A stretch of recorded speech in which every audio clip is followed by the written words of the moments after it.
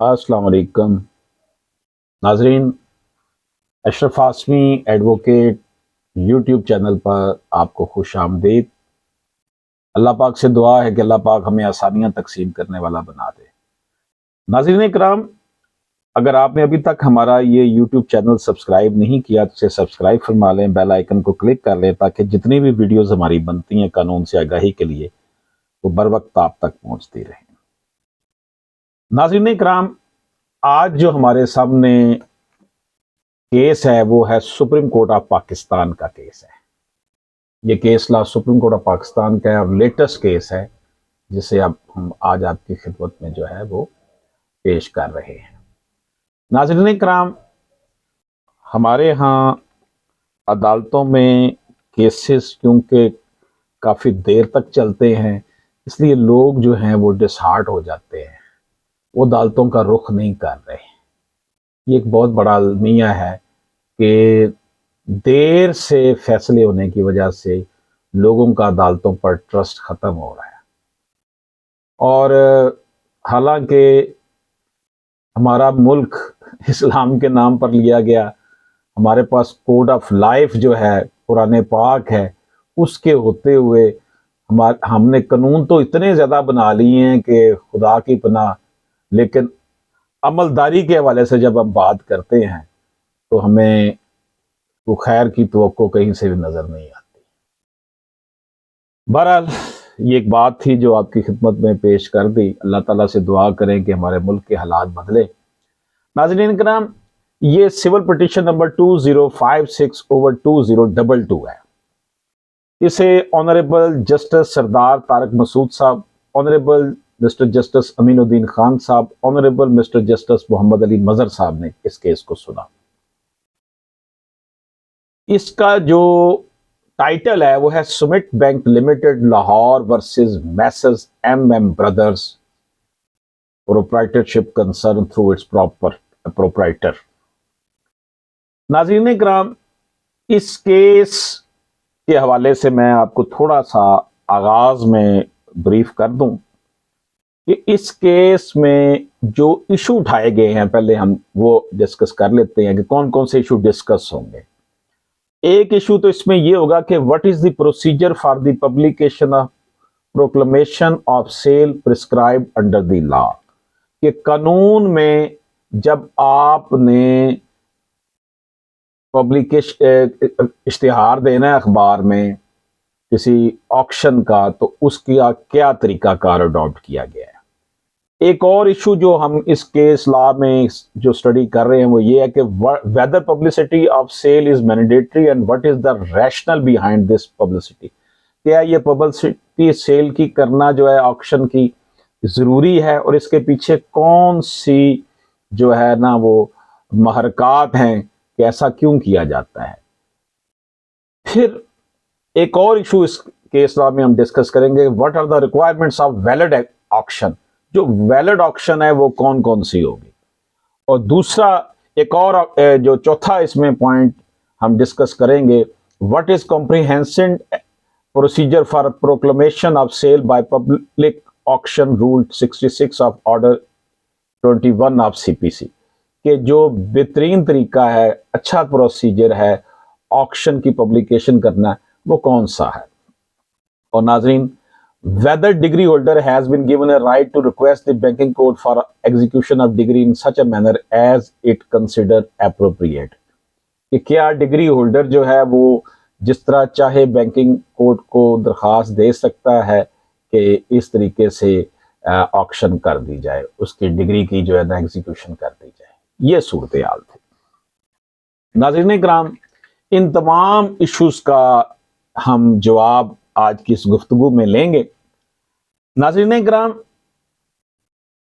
सूरत हाल कुछ ऐसी बनी कि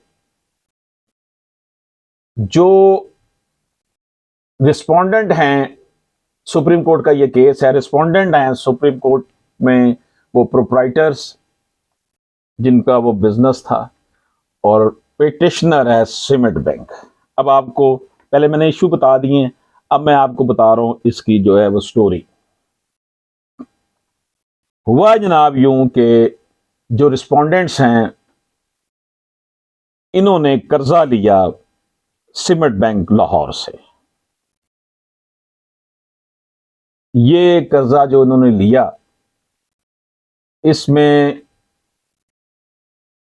आप समझ लें कि इन्होंने मॉर्टगेज करवाई, अपनी पर्सनल चीज़ें भी, कंपनी जो उनके बिजनेस के नाम थे वो, और जो स्टॉक था उनका उसकी भी हाइपोथिकेशन करवा ली,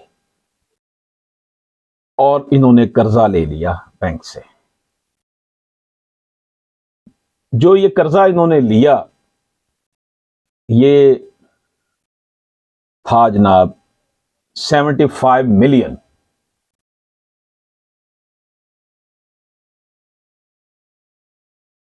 और बाद में जब कर्जा सेंक्शन हो गया, इन्होंने ले लिया, लेकिन बाद में ये हुआ ये कर्जा वापस ना कर से डिफॉल्ट हो गए।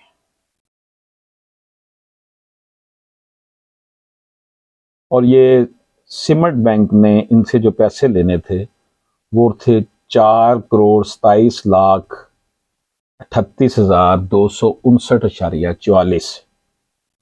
ये इनके बकाया जात थे, जो भी इनकी रिकवरी बनती थी। इन्होंने जनाब बैंकिंग कोर्ट में, सिमट बैंक चला गया जी हमारे पैसे नहीं दे रहे। बैंकिंग कोर्ट में गए, बैंकिंग कोर्ट ने इनको नोटिस जारी किए रिस्पोंडेंट्स को, लेकिन वो पेश नहीं हुए।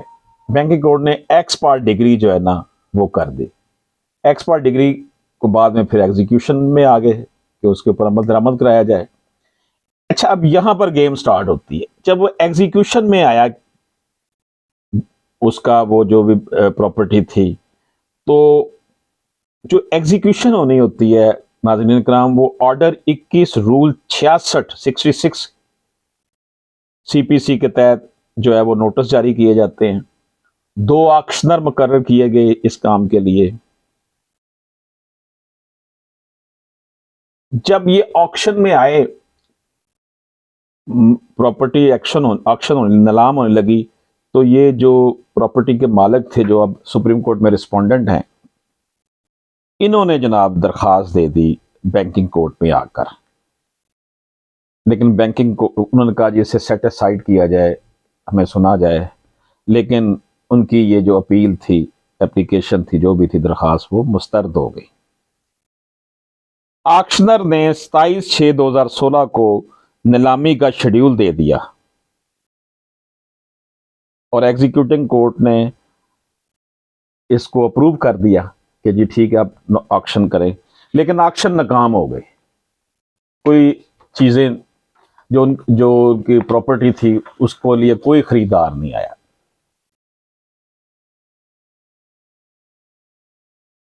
बैंक ने क्या किया?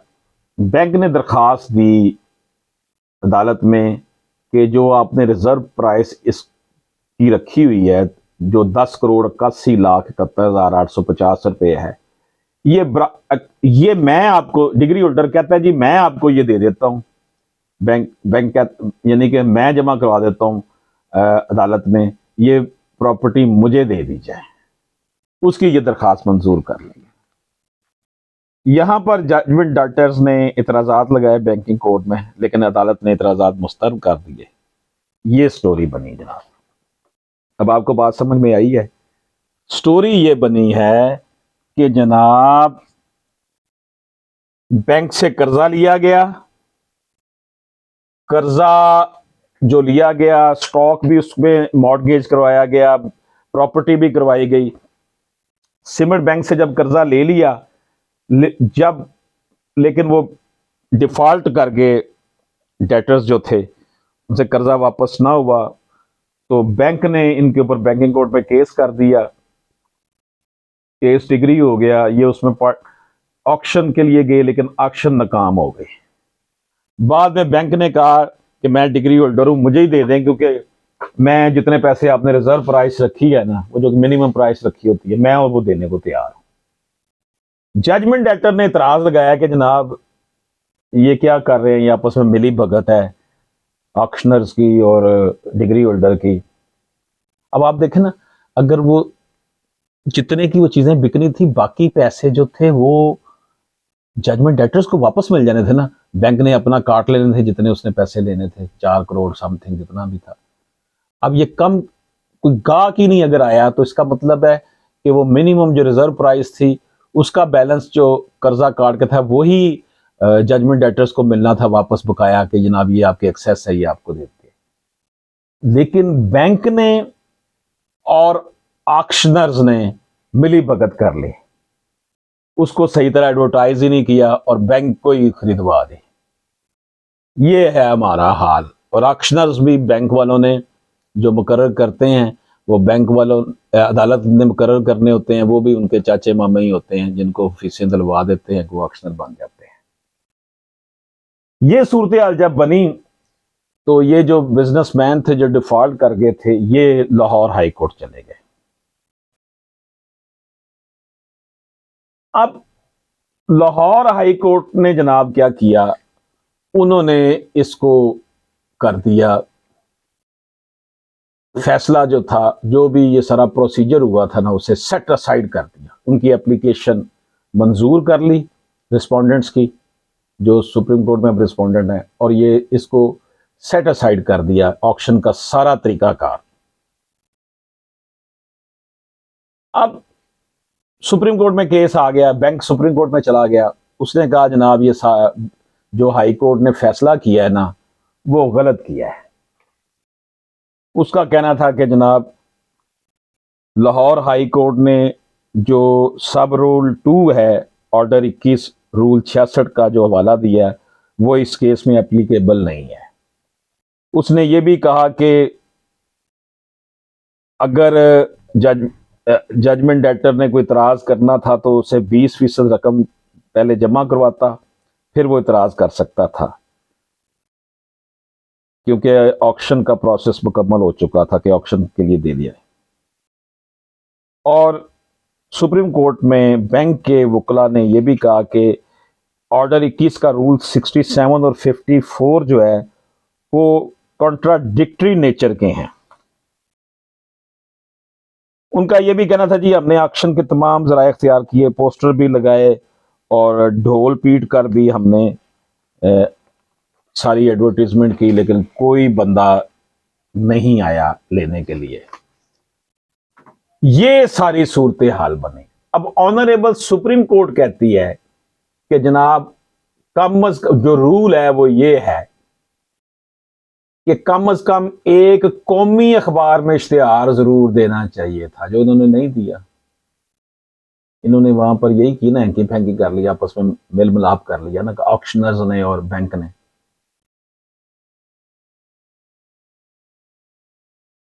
ये सूरत हाल बनी। ये सूरत हाल जो थी वो अदालत ने कहा कि ऑक्शन का प्रोसेस दुरुस्त तौर पर नहीं किया। सुप्रीम कोर्ट ने यह करार दिया।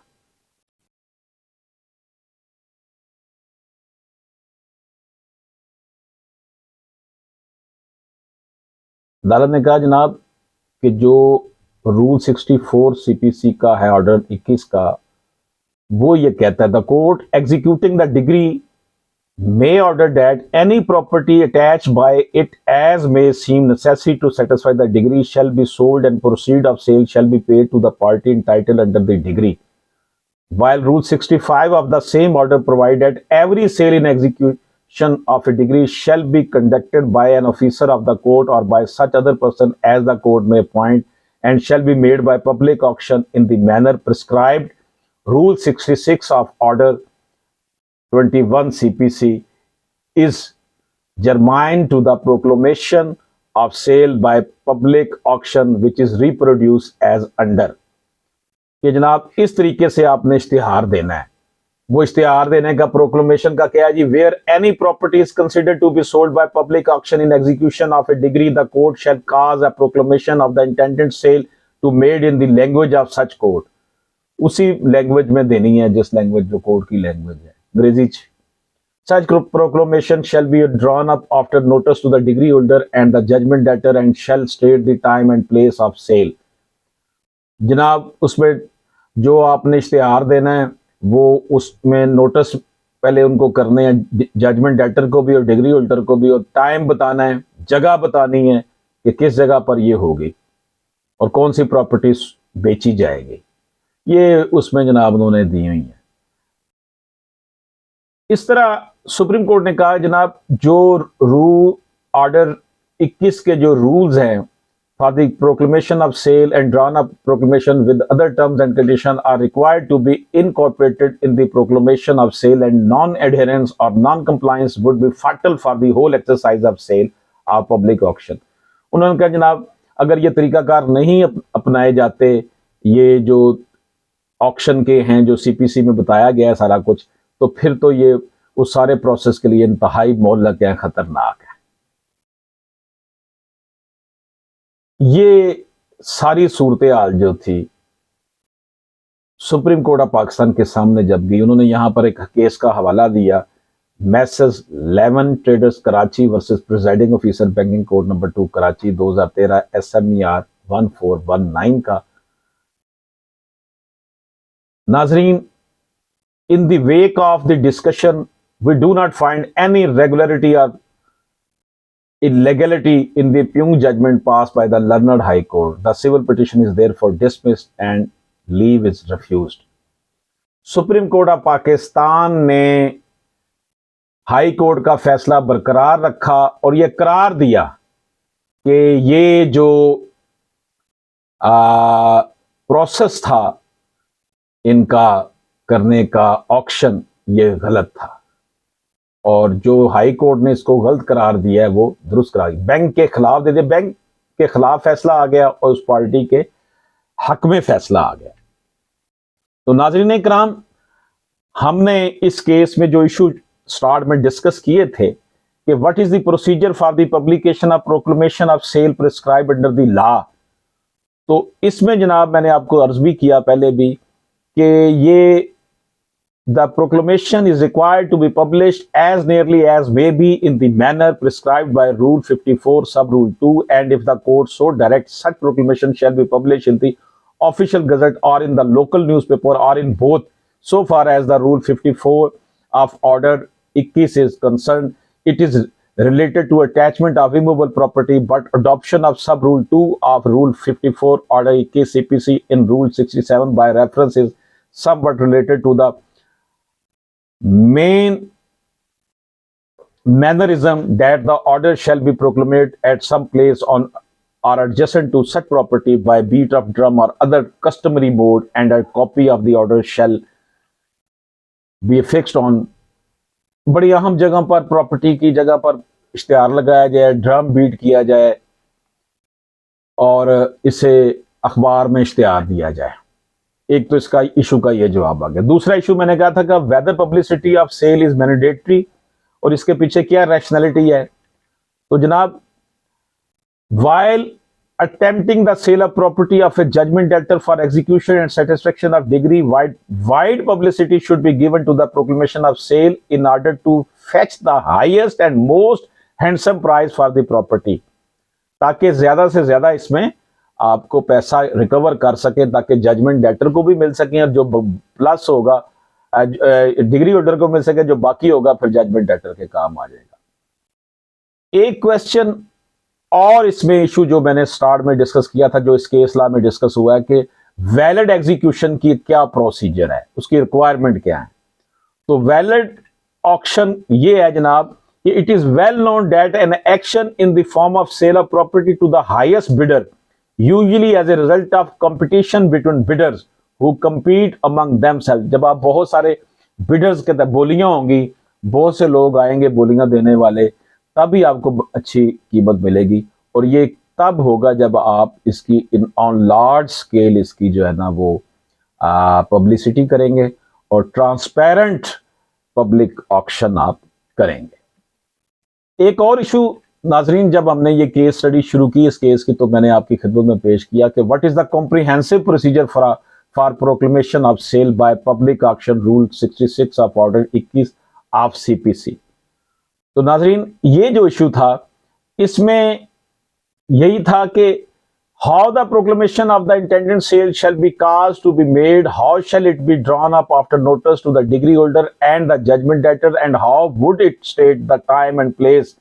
यानी कि आपने क्या करना है जनाब इसमें कि बताना है कि प्रॉपर्टी कहाँ बेची जाएगी, कितने पैसे इसके हैं, और पूरा जो amount for the recovery of which the sale is order, every other thing which the court considered material for purchaser to know in order to judge the nature and value of the, ये तमाम information जो है वो आपने देनी है proclamation में ताकि रेट आपको सही मिल सके।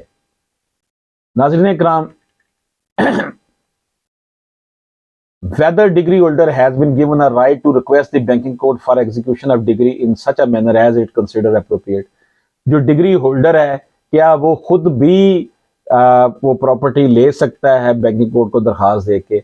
The execution proceeding before the banking court in general commenced under provision of CPC, but in unison the degree holder has been given a right to request the banking court for execution of degree in such a manner as it considered appropriate, but while exercising its civil jurisdiction the banking court has to follow the procedure laid down in regard to the suit। वो जो degree holder है वो भी auction में हिस्सा ले सकता है, लेकिन सीपीसी का सारा प्रोसीजर उसे भी अडॉप्ट करना पड़ेगा। लेकिन इस केस में ये था कि दोवें मिल गए सन, ऑक्शनर भी थे, वो भी उन्होंने सही तरीके से की नहीं, ऑक्शन की एडवर्टीजमेंट ही नहीं की, कोई बंदा खरीदार ही नहीं आया, तो बाद में उन्होंने कहा जी कोई तो आया नहीं इसलिए ये मुझे ही दे दें। तो ये एक बहुत अच्छा केस ला था नाज़रीन कराम जो आज हमने डिस्कस किया। ये केस ला डेफिनेटली कानून के तालिब इल्मों के लिए, सिविल सर्विस का एग्ज़ाम देने वालों के लिए, जजेस के लिए, वकला के लिए और मुझ जैसे नाचीज़ तालिब इल्म के लिए जो है वो यकसा अहमियत का अमल है। अशरफ आसमी एडवोकेट को इजाज़त दीजिए। अल्लाह हाफ़िज़।